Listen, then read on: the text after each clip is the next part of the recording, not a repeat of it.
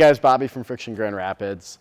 Going to talk a little bit about your squat technique and something you're going to want to avoid, which is called a pelvic tilt, which is a fancy term for meaning your pelvis is going to round and then it's going to cause rounding your lower back. So we got Trina here. She's going to demonstrate a butt link.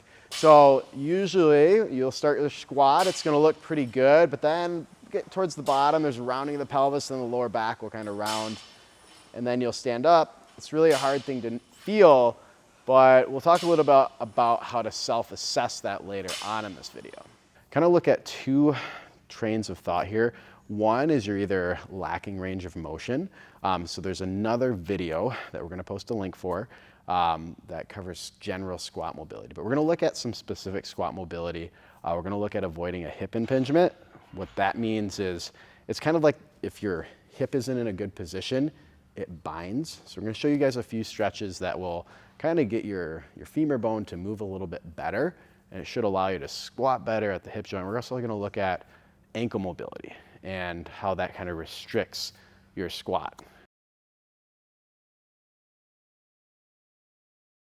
All right, guys, so we're gonna look at the banded hip mobilization to help remove hip impingement. So what you're gonna wanna do with this one is take a band, set it up at about knee height, and then step your leg into the band, and then pull that right up to the hip, and then you're gonna walk to your side to get tension in the band, and then drop into a lunge. So your banded leg is gonna be forward, that foot's gonna be flat, and then you just wanna make sure that band's coming off to the side, it's high on the hip, and that band is gonna pull on the femur and help you close that hip joint a little bit more effectively. Now, if it's super tight, give this upwards of about 2 minutes. If it's not too tight, you probably don't have too much restriction here, and you can give it about 30 seconds. And if you find that it helps, this is a great thing to do before every squat workout until you start to get used to that range of motion. A couple drills to kind of teach you the body awareness to avoid that tilt is to do what we call a tuck front scale. Trina's going to demonstrate this for us. So we kick our arms out wide. We're going to pull our knee up, and you can hold this anywhere from 20 to 30 seconds. All you're really trying to get is a good feel for these hip flexor muscles tightening up. And then we'll go ahead and switch sides so you can feel it on the other hip. So 20, 30 seconds there.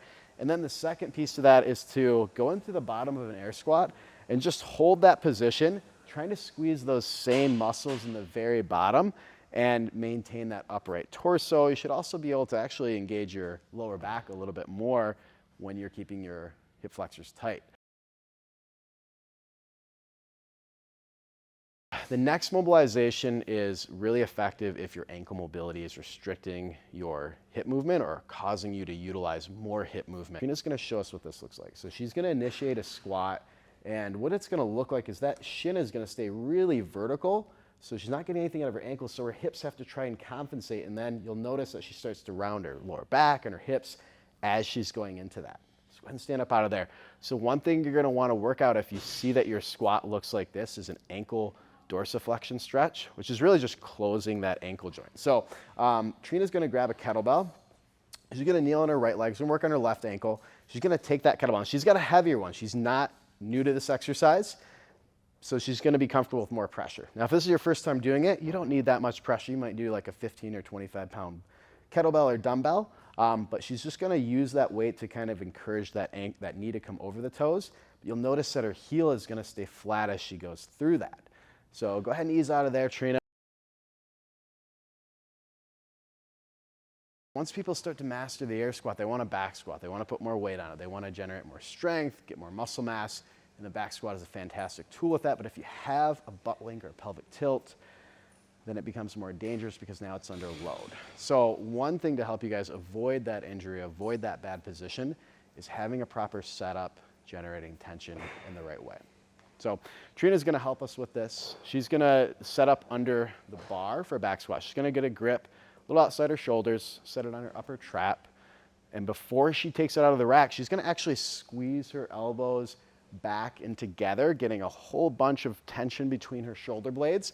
And then she's gonna have that tension work down into her lower back. She's gonna squeeze her lower back and then her abdominal. So she has all this trunk and upper back tension that's gonna work against resisting the bar. She's gonna stand the bar up, walk it back, set her feet into her squat position. She's actually gonna regenerate tension in her upper back and lower back and abdominals, and then she's gonna go through her back squat. I'm gonna have her pause for a second. So one thing you're gonna notice that when we have a weight on our back, that we're actually gonna shift our torso forward a little bit more, and that's just to offset the weight that you're gonna have there. So the more weight she has on her back, the more her body angle needs to be a little bit more forward to balance her center of mass.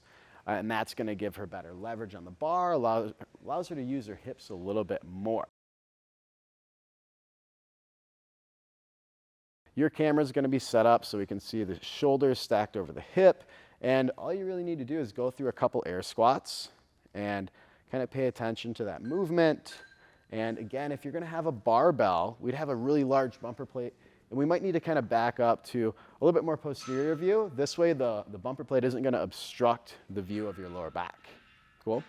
So the next thing you would do with that video is kind of pay attention to your position. Notice if you're seeing movement in your lower back. Definitely want to make sure we're wearing a little bit tighter t-shirt, not wearing a baggy sweatshirt or anything like that. That's going to block your view of your anatomy. And then from there, you can try any of these drills and refilm yourself going through some squats and see if that improves your position.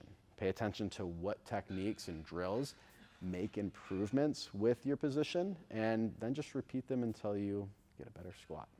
All right, guys, thank you so much for watching. I hope this helps your squat technique. Like and subscribe if you want to see more helpful videos, and we'll see you on here next time.